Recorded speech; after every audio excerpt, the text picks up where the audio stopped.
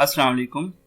आज जो आर्टिकल्स हम स्टडी करने जा रहे हैं उसमें फर्स्ट ऑफ ऑल जो पहला आर्टिकल है वो है आईएस जो इस्लामिक स्टेट ग्रुप है वो क्या कर रहा है मोज़ाम्बिक में। उनकी जो रीसेंट जो उन्होंने अटैक्स किए हैं उनके बारे में स्टडी करेंगे। उसके अलावा करंट अफेयर्स के हवाले से हम मोज़ाम्बिक का कैपिटल देखेंगे, उनका प्रेसिडेंट कौन सा है और मोज़ाम्बिक की करेंसी कौन सी है। नए आने वाले व्यूअर्स को बताते चलें कि जो येलो कलर है इसमें हम डिफ़िकल्ट वर्ड्स के मीनिंग का बताएंगे, ब्लू कलर में डिस्कोर्स मार्कर्स के मुतालिक बताया जाएगा, रेड कलर में पंक्चुएशन मार्क्स को एक्सप्लेन किया जाएगा और ग्रीन कलर में फिगर एंड फैक्ट्स होंगे या इंपॉर्टेंट इंफॉर्मेशन होगी। अगला एडिटोरियल हमारा यूके ट्रैवल बैन के मुतालिक है, यूके की करेंसी के मुतालिक है और कौन कौन से मुल्क में यूके की जो करेंसी है जो कि पाउंड है वो यूज़ होती है। और हमारा जो लास्ट एडिटोरियल है वो अबाउट है ग्रेटर टैक्स बर्डन के किस तरह से जो आईएमएफ ने मैंडेटेड फिस्कल एडजस्टमेंट पॉलिसीज दी हैं उनकी वजह से किस तरह पाकिस्तानी अवाम पे जो टैक्स बर्डन है वो बढ़ जाएगा। तो आइए स्टार्ट करते हैं अपने पहले आर्टिकल से जो कि है IS in Mozambique. It was not too long ago, ये बहुत पहले की बात नहीं है, when the dreaded shock troops, dreaded का मतलब होता है खौफजदा, रिगार्डेड विद ग्रेट फियर और अप्रीहेंशन, ऐसी ट्रूप्स जिनसे बहुत ज्यादा खौफ हो, of self declared Islamic State group, खौफजदा कर देने वाली इस्लामिक स्टेट ग्रुप की जो अफवाज थी वह rampaging through Iraq and Syria. Rampage होता है मूव करना हजूम की सूरत में, वायलेंट एंड अनकंट्रोलेबल मैनर में। तो ये मूव कर रही थी अनकंट्रोलेबल एंड वायलेंट मैनर में इराक और सीरिया से, leaving A bloody trail of death, अपने पीछे जो छोड़ रही थी अमवात को, एंड डिस्ट्रक्शन और तबाही को, इन देयर वेक, अपने पीछे इसका मतलब होता है in their wake, left behind. It took the collective efforts of several Nations, तो इसके लिए क्या लगा, बहुत सारी जो कौमें थी उनकी मुश्तरका काविशें लगी टू डिफीट आईएस को हराने में, and bring semblance of normalcy to the region, और जो कि ये रीजन था, खित्ता था, इसमें हालात को नॉर्मल सतह पे लाने पे। हाउएवर हमारे पास एक डिस्कोर्स मार्कर है followed by comma, less organized but equally deadly chapters of jihadist franchise have sprung up, लेकिन जो लेफ्ट ऑर्गेनाइज हैं, जो कि बिल्कुल ऑर्गेनाइज नहीं है या बहुत कम ऑर्गेनाइज हैं, बट इक्वली डेडली मतलब बिल्कुल बराबर का नुकसान पहुंचा सकती हैं, जिहादिस्ट फ्रेंचाइज वो स्प्रंग अप हुई है, उभरी है इन वेरियस अदर रीजन्स, दूसरे रीजन्स में ऑफ द वर्ल्ड, दुनिया के, जिसमें कौन से ममालिक शामिल हैं, अफगानिस्तान, यमन और कुछ पार्ट्स हैं अफ्रीका के। मोज़ाम्बिक आता है जी ईस्ट अफ्रीका में, और मोज़ाम्बिक का जो कैपिटल है वो है मापुटू, एंड प्रेसिडेंट का नाम है फिलिप न्यूसी, एंड जो इनकी करेंसी है वो मोज़ाम्बिकन मेटिकाल है। एक मोज़ाम्बिकन मेटिकाल पाकिस्तानी 2 रुपीस के बराबर होता है। In a recent episode in the African country of Mozambique, जो कि रिसेंट एपिसोड हुई है वो क्या थी, the local IS affiliate once again proved that if this band of bloodthirsty militant is allowed to organize anywhere in the world, chaos and disorder are likely to follow। अगर ये जो bloodthirsty दहशतगर्दों का group है इसको दुनिया के किसी हिस्से में भी ऑर्गेनाइज होने दिया गया तो chaos एंड जो तबाही है और जो डिसऑर्डर है, डिस्ट्रक्शन है, वो इसके साथ आएगी। एक्टिव इन मोज़ाम्बिक्स कैबो डेलगैडो प्रोविंस, तो ये कहाँ पे एक्टिव है, मोज़ाम्बिक का कौन सा प्रोविंस है, वो है कैबो डेलगैडो। The terrorists have murdered a large number of people in the gas rich region, और ये जो प्रोविंस है ये गैस रिच रीजन है और यहाँ पे ये जो टेररिस्ट ऑर्गेनाइजेशन है इन्होंने बहुत सारे लोगों को कत्ल कर दिया है। With at least a dozen beheaded earlier this week, तकरीबन 1 दर्जन लोगों के सर काट दिए गए हैं। While the militants call themselves Al-Shabaab, और ये अपने आप को क्या कहते हैं, Al-Shabaab, they are not to be confused with a similar terrorist outfit active in Somalia, तो इनको कंफ्यूज नहीं किया जाना चाहिए। एक टेररिस्ट ऑर्गेनाइजेशन जिनका नाम अल शबाब है और वो एक्टिव है सोमालिया में, ये सोमालियन अल शबाब से डिफरेंट अल शबाब है। Experts familiar with the situation in Mozambique are of the view that pre existing problem in the region have added the rise of militants, तो जो एक्सपर्ट्स हैं जो कि सिचुएशन जो है मोज़ाम्बिक की उसको जानते हैं, उनका मानना है कि जो पहले से प्रॉब्लम मौजूद थे वो प्रॉब्लम्स क्या हो सकते हैं, सोशो इकोनॉमिक प्रॉब्लम हो सकते हैं। ऑब्वियसली उन्होंने एड किया है, मदद किया है इन मिलिटेंट्स को राइज करने में। The area they are active in is rich in hydrocarbon wealth, जिस एरिया में वो एक्टिव हैं वहां पे क्या है जी, हाइड्रोकार्बन वेल्थ है। But little of this has reach the local population, लेकिन इसका बहुत कम हिस्सा आम लोगों को पहुंचता है। Using the disaffection to their advantage. Disaffection क्या होता है? नापसंदीदगी, डिससेटिस्फेक्शन, डिसकंटेंट। ये जो नापसंदीदगी थी लोगों की, उसको उन्होंने अपने फायदे के लिए इस्तेमाल किया। The local IS fighters have taken on the Mozambican state with intense ferocity. तो जो लोकल IS फाइटर्स थे उन्होंने मोजाम्बिकन जो स्टेट थी उस पे फेरोसिटी के साथ कब्जा कर लिया, ब्रूटैलिटी के साथ हमला किया। In a short term, again एक डिस्कोर्स मार्कर है हमारे पास, the terrorist threat must be nipped in the bud. Nipped in the bud क्या है जी? ये एक इडियम है, इसका मतलब होता है halt something at an early stage, किसी चीज को उसकी इब्तदाई स्टेज में रोक देना। तो ये जो दहशतगर्दी का खतरा है इसको इब्तदाई स्टेज में रोक दिया जाना चाहिए। क्यों? Before it transform into A uncontrollable और ऑग्रे। ऑग्रे क्या होता है? देव, या इसको हम इंग्लिश में कहेंगे मॉन्स्टर जायंट या मैन ईटर जायंट। तो इससे पहले कि ये एक जिन या बड़े सारे मॉन्स्टर में कन्वर्ट हो जाए जिसको कंट्रोल ना किया जा सके। The lessons from Syria and Iraq must not be forgotten। जो हमें सबक मिले हैं शाम और इराक से उनको भूलना नहीं चाहिए। And complacency is not a viable option in this situation। Complacency क्या होता है जी? ये होता है सेल्फ सेटिस्फेक्शन। इस तरह की सेल्फ सेटिस्फेक्शन कि आप जो डेंजर है उसको इग्नोर कर रहे होते हैं, तो इस तरह का ऑप्शन इस सूरत में काबिल कबूल नहीं है। In the longer term, again हमारे पास डिस्कोर्स मार्कर है, Mozambique must address the socio economic problem. अपने सोशो इकोनॉमिक प्रॉब्लम्स को एड्रेस करना होगा। That have allowed IS to establish a foothold in the country, जिसने IS को allow किया कि वो मुल्क में अपने कदम जमाएं। As experiences elsewhere have shown, जिस तरह के दूसरे ममालिक में एक्सपीरियंस हमने देखे हैं, successful counter terrorism strategy, counter terrorism की स्ट्रेटजी चाहिए होगी। Needs government to defeat such armed actors. Government को इस तरह की स्ट्रेटजी चाहिए ताकि वो आर्म्ड जो ये दहशतगर्द हैं इनको हरा सकें। Before they can challenge state, इससे पहले कि वो स्टेट को चैलेंज करें। As well as a deeper understanding of underlying causes that feed militancy, और इसके साथ साथ उन कॉजेज या उन वजूहात को भी समझना होगा जो कि दहशतगर्दी को फरोग दे रही हैं, और वो क्या हैं जी? सोशो इकोनॉमिक प्रॉब्लम्स हैं। हमारा जो अगला एडिटोरियल है वो है यूके ट्रैवल बैन का। तो यूके ने बैन कर दिया है पाकिस्तानी ट्रैवलर्स को। द यूके डिसीजन, यूके ने जो डिसीजन लिया है, फैसला लिया है, टू इम्पोज रिस्ट्रिक्शंस, पाबंदी लगाने का, on travellers for Pakistan, Pakistan से ट्रैवल करने वालों के ऊपर, has no doubt come as a blow to British Pakistanis. एक झटके के तौर पर आया है ब्रिटिश पाकिस्तानीज के लिए, who will face considerable hurdles, जिनको बहुत सारी मुश्किलात का सामना करना पड़ेगा। हर्डल्स मतलब होता है ऑब्स्टेकल्स, मुश्किलात।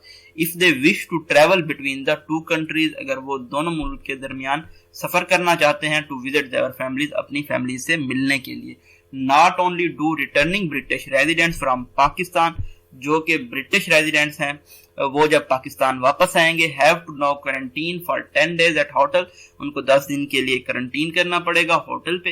दे must also pay almost £200 for a stay and mandatory covid test, उनको तकरीबन £2000 पे करने होंगे वहां पे रुकने के लिए और कोविड टेस्ट के लिए।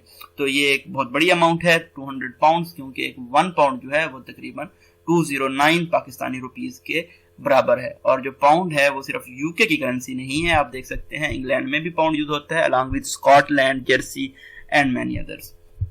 सो next, for many British Pakistanis this sum, बहुत सारे ब्रिटिश पाकिस्तान के लिए ये जो रकम है, दिस सम को हमने रेड कलर में हाईलाइट किया है, आप देख सकते हैं यहाँ पे डबल कॉमास हैं। डबल कॉमास पंक्चुएशन मार्क्स की ऐसी टाइप है जो कि फ्लो ऑफ सेंटेंस को ब्रेक नहीं करती। Plus the skyrocketing ticket price, और आसमान को छूती हुई जो बहुत ज्यादा टिकट प्राइस है, means that travel plans during Eid and Ramzan will have to be postponed. लोगों ने जो प्लान किया था ईद और रमजान में ट्रैवल करने का, उसको मुलतवी करना पड़ेगा। हाउएवर, ताहम टू असिस्ट रिटर्निंग पैसेंजर्स, जो कि वापस आने वाले मुसाफिर थे, उनकी मदद करने के लिए, who hope to make it to the UK before the ban takes effect, और जो वापस जाने चाहते हैं यूके इससे पहले के बैन ज्यादा इफेक्टिव हो जाए। PIA through charter flights have done A commendable job, PIA ने चार्टर फ्लाइट्स चलाई हैं, ये कि इनकी काबिल तारीफ जॉब है। British MPs from constituencies that have many Pakistani voters have demanded an explanation. जो ब्रिटिश MPs हैं पाकिस्तानी वोटर्स जिन्होंने पाकिस्तानी वोटर्स के जरिए कॉन्स्टिट्यूंसी में जा सके हैं, उन्होंने एक्सप्लेनेशन मांगी है for why Pakistan is on the red list, कि पाकिस्तान क्यों रेड लिस्ट पे है when many other countries are not, जबकि दूसरे बहुत सारे ममालिक नहीं हैं। It is a fair question, ये एक बिल्कुल मुनासिब क्वेश्चन है, as some European countries have far higher rates of infection, क्योंकि कुछ यूरोपियन कंट्रीज में जो इन्फेक्शन रेट है वो बहुत ज्यादा है, and have yet escaped the restrictions, वो फिर भी रेस्ट्रिक्शन से बच गए हैं। Though Britain had restricted but all essential travels, Britain ने रिस्ट्रिक्ट कर दिए हैं तमाम travels. British Pakistanis were travelling to Pakistan and back, जो कि ब्रिटिश पाकिस्तान आ रहे थे या वापस जा रहे थे, with some reports suggesting that many of them were testing positive on arrival in UK। कुछ रिपोर्ट्स ने ये सजेस्ट किया है कि जो जब यूके पहुंच रहे थे तो उनका जो कोरोना टेस्ट है वो पॉजिटिव आ रहा था। While some may justifiably feel that the ban is about politics, कुछ ये फील कर रहे हैं कि ये जो बैन है ये सियासत से मुतल्लिक है। The fact is that cases in Pakistan are increasing rapidly, लेकिन हकीकत ये भी है कि पाकिस्तान में केस बहुत तेजी से बढ़ रहे हैं। The irony is that the high transmission rate has been linked to the spread of the B117 variant or the UK strain। लेकिन हैरानकुन बात यह है कि जो हाई ट्रांसमिशन रेट है वो यूके स्ट्रेन की वजह से ही है, that was brought into the country bye travellers, जो ट्रैवल्स की वजह से ही पाकिस्तान में आया। Here, यहाँ पे the question of why the government did not impose quarantine rules, यहाँ पे सवाल ये पैदा होता है कि गवर्नमेंट ने क्यों क्वारंटीना के जो असूल थे वो लागू नहीं किए on travellers flying into the country, जो कि ट्रैवलर्स आ रहे थे मुल्क में फ्रॉम यूके से, मस्ट बी रेज्ड, इस तरह के सवाल राइज होते हैं। Although many countries closed their doors on the UK, बहुत सारे ममालिक ने अगरचा यूके पे अपने दरवाजे बंद कर दिए थे, when the fast spreading and more lethal strain was identified, जबकि बहुत तेजी से फैलने वाला और बहुत खतरनाक स्ट्रेन जो है वो दरियाफ्त हुआ था। Pakistan continued to allow passengers, Pakistan ने पैसेंजर्स को आने की इजाजत दी, to arrive without quarantine requirements, किसी भी क्वारंटीना की ज़ाब्ता के अलावा। While the passengers departing from the UK had to show a negative PCR test, क्यों, जो कि पैसेंजर से जो डिपार्ट कर रहे थे यूके से उनको शो करना होता था क्या, negative PCR test, before boarding a flight to Pakistan, Pakistan आने वाली फ्लाइट पे आने से पहले। These test include self administered home test, तो इनमें वो टेस्ट भी शामिल थे जो कि सेल्फ एडमिनिस्टर्ड थे, जो कि घर पे किए गए थे, that might not have been done correctly, जिनको सही तरीके से नहीं किया गया था, ये भी हो सकता है। There is also the possibility, ये भी चांस है, that the passengers could have contracted the virus after they were tested, कि पैसेंजर को वायरस ने तब आ घेरा हो जब उनको टेस्ट किया गया हो। डैश है, डैश फ्लो ऑफ सेंटेंस को ब्रेक करता है, पंक्चुएशन की एक और टाइप है। Something that ought to have been considered by Pakistani government officials at the helm of covid response, तो ये एक ऐसी चीज थी जिसको कंसीडर करना चाहिए था पाकिस्तानी गवर्नमेंट ऑफिशियल्स को, जो कि कंट्रोलिंग सतह पे हैं कोविड-19 रिस्पांस के। एट द हेल्म मतलब कि एट द हाईएस्ट पोजीशन, जो controlling position. A far cry from the start of the pandemic, while the government enforced A sound quarantine strategy for incoming travelers, today the response to those who might be bringing in mutations is lacking। तो अब यहाँ पे आप देख सकते हैं कि जो शुरू में गवर्नमेंट ने क्वारंटीन स्ट्रेटजी इंप्लीमेंट की थी इनकमिंग ट्रेवल्स के लिए, अब वो चीज लैक कर रही है और जो म्यूटेटेड स्ट्रेन हैं वो पाकिस्तान में आ रहे हैं। The strategy must be revisited, तो इस जो हमारी स्ट्रेटजी है इसको रिविजिट करने की जरूरत है, दोबारा देखने की जरूरत है। हमारा जो लास्ट एडिटोरियल है वो अबाउट है ग्रेटर टैक्स बर्डन, और ये किस तरह से बर्डन इंक्रीज होगा आम नेशन पे, आम पब्लिक पे। तो आइए देखते हैं कि एफबीआर क्या करने जा रहा है। The FBR tax target of 6 trillion, FBR ने सेट किया है अगले साल के लिए 6 ट्रिलियन का टारगेट। ऐसा क्यों किया है उन्होंने? Under the IMF mandated fiscal adjustment policies, क्योंकि IMF ने मैंडेटेड फिस्कल एडजस्टमेंट पॉलिसीज दी हैं, इसलिए उन्होंने रेवेन्यू टारगेट जो करना है इकट्ठा वो है 6 ट्रिलियन अगले साल के लिए। तो इसके क्या नुकसान होंगे आइए देखते हैं। Increase the income tax burden on salaried individual, जो सैलरीड इंडिविजुअल्स हैं ऑलरेडी उनके ऊपर इनकम टैक्स बर्डन इंक्रीज हो जाएगा। Expand the scope of consumption tax, consumption tax बढ़ जाएगा, और जो है सर्टेन टैक्स एग्जेम्पशंस हैं उनको वापस ले लिया जाएगा। इससे क्या होगा, जो raising electricity and petroleum product prices, जो इलेक्ट्रिसिटी है और पेट्रोलियम प्रोडक्ट्स हैं उनकी जो कीमतें हैं वो भी बढ़ जाएंगी। The revenue mobilisation measure will unleash मतलब आजाद कर देना, फ्री कर देना, रिलीज कर देना। तो क्या रिलीज करेगा ये, राउंड ऑफ इन्फ्लेशन, ये इन्फ्लेशन को, अफरात ज़र को अनलीश फ्री कर देगा, while further squeezing purchasing power, और परचेजिंग पावर को मजीद कम कर देगा। तो इन जो पेमेंट ऑब्लिगेशंस हैं इनको मीट करने के लिए सच एज जो कि डेब्ट सर्विसिंग है और रिकरेंट हमारा एक्सपेंडिचर है लाइक डिफेंस बजट, इसको हमें कम करना होगा, और इसके साथ साथ जो डेवलपमेंट स्पेंडिंग्स हैं उनको भी कम करना होगा, जिसकी वजह से क्या होगा, जो कि जॉब क्रिएशन है वो हैम्पर हो जाएगी, रुक जाएगी। The government's commitment to IMF for resumption of loan suggest that, जो गवर्नमेंट ने कमिटमेंट किया IMF से वो क्या सजेस्ट कर रही है कि जो next year projected tax collection होगी वो 25% या ₹1.3 ट्रिलियन ज्यादा होगी, जो करंट फिस्कल रिवाइज टारगेट है इससे। दिस मीन, इसका मतलब है कि people will pay the FBR and additional rupees. तो कितना एडिशनल पे करेंगे लोग, 570 बिलियन इन 2021 टू 2022। ये किस वजह से होगा, owing to the changes in income tax and GST की वजह से। लाइकवाइज हमारे पास एक डिस्कोर्स मार्कर है। हम सब जानते हैं कि डिस्कोर्स मार्कर्स जो हैं वो सेंटेंस की ब्यूटिफिकेशन को इनहेंस करते हैं, आपको आर्टिकुलेशन में मदद देते हैं। They will pay almost 160 billion more as petroleum levy in addition to picking up the burden of withdrawal of exemptions to business and increased taxes on imports। अच्छा जी, जो imports पे टैक्स होंगी वो बढ़ जाएंगी, और जो उनको एग्जेम्पशंस दी गई थी, कुछ सब्सिडीज दी थी, वो विड्रॉ कर ली जाएंगी, और इस मद में हम पे कर रहे होंगे तकरीबन 160 billion. The PTI government has assured the IMF of its commitment. PTI ने IMF को इंश्योर कराया है कि वो कमिटमेंट के साथ हेल्ड रहेंगे, अपने वादे को पूरा करेंगे। ब्रॉडनिंग द टैक्स बेस को बढ़ाएंगे, and gradually increase the tax to GDP ratio by more than 3% through fiscal year 2023, और तकरीबन 3% जो टैक्स टू GDP रेशियो है इसको बढ़ाएंगे।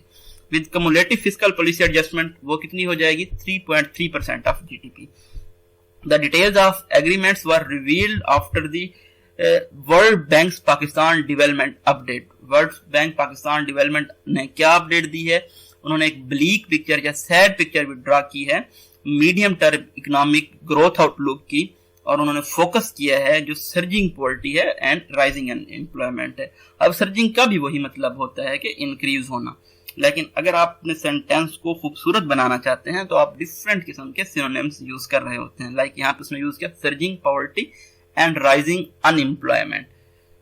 तो वर्ल्ड बैंक ने क्या हाईलाइट किया है कि पॉवर्टी भी बढ़ रही है, अनएम्प्लॉयमेंट भी बढ़ रही है कोरोना के दरमियान। The day the report was release, जिस दिन रिपोर्ट रिलीज हुई, the prime minister too had underlined the implications of IMF mandated adjustments on economic growth.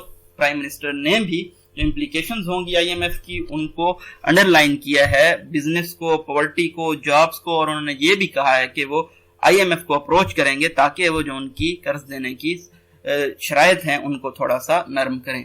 A few days earlier, कुछ दिन पहले उन्होंने अपने फिनांस मिनिस्टर को भी सैग किया था जो कि हफीज शेख थे, और उनकी जगह हमाद अजहर को लगाया गया है टू स्ट्रिंजेंट IMF कंडीशंस, क्योंकि उन्होंने एग्री किया था जो ये सख्त पॉलिसी हैं IMF की उनके साथ। A report quoted the IMF mission chief in Pakistan as saying that programme require significant revenue efforts, के जो IMF का प्रोग्राम है उसमें बहुत सारी रेवेन्यू के एफर्ट्स चाहिए, और एक्सपेंडिचर साइड पे बहुत कम जगह है कि आप खर्च कर सकें डेवलपमेंट की तरफ। That may be so but it does not justify the new burden on ordinary people. लेकिन ये चीज जो आम लोग हैं उन पे जो वजन आ जाएगा उसको जस्टिफाई नहीं कर सकती, जिन्होंने पहले ही अपनी जो जॉब्स हैं उनको खो दिया है, और जो उन्होंने देखा है जो उनकी इनकम थी वो श्रिंक होते हुए, कम होते हुए। अनफॉर्चुनेटली अगेन एक डिस्कोर्स मार्कर है, जो ऑनेस्ट टैक्स पेयर्स हैं हमारे पास और कंज्यूमर्स हैं उनको पनिश किया जाता है। गवर्नमेंट्स का जो फेल्योर है उसका कि वो रिवैम्प नहीं कर पाई, रिमेंड नहीं कर पाई, फिक्स नहीं कर पाई जो उनकी करप्ट मशीनरी है और कोलैप्सिंग जो पावर सेक्टर है। मोस्ट जो हमारे पास टैक्स रेवेन्यू मेजर्स हैं वो इफेक्ट कर रहे होंगे मिडल से लेके जो पुअर से लेके मिडिल इनकम ग्रुप्स हैं, डायरेक्टली और इनडायरेक्टली। डायरेक्टली और इनडायरेक्टली डबल डैशेस के दरमियान है, ये फ्लो ऑफ सेंटेंस को ब्रेक कर देगा। while the wealthy will continue to get massive subsidies। जो कि अमीर लोग हैं उनको बहुत सारी सब्सिडीज मिलती रहेंगी और टैक्स रिलीफ भी मिलता रहेगा इन द नेम ऑफ, किस वजह से कि वो जॉब प्रोवाइड कर रहे हैं और घर दे रहे हैं। बहुत सारे लोगों के लिए IMF has become a part of problem by emphasizing higher revenue collection। तो IMF जो फोकस कर रहा है वो क्या है कि वो हायर रेवेन्यू की तरफ फोकस कर रहा है, हालांकि उन्हें किस चीज पे स्ट्रेस करना चाहिए, broadening of the net for boosting tax collection, कि जो टैक्स का नेट है उसको बढ़ाया जाए, ना कि टैक्स को बढ़ाया जाए, और स्ट्रक्चर रिफॉर्म्स लाई जाए। By letting the government get away with its failure, और वो गवर्नमेंट को अपनी नाकामी के साथ जाने दे रहा है रिफॉर्म के ऊपर। The fund is only helping it widen income inequality in the country. जो फंड है वो सिर्फ जो इनकम इनइक्वालिटी है उसको बढ़ाने में मददगार साबित हो रहा है गवर्नमेंट का। तो ये जी ब्रीफ एनालिसिस था 10 अप्रैल को जो एडिटोरियल पब्लिश हुए हैं उनके बारे में। आप हमारे चैनल को सब्सक्राइब कर सकते हैं डेली अपडेट्स हासिल करने के लिए। Thank you so much.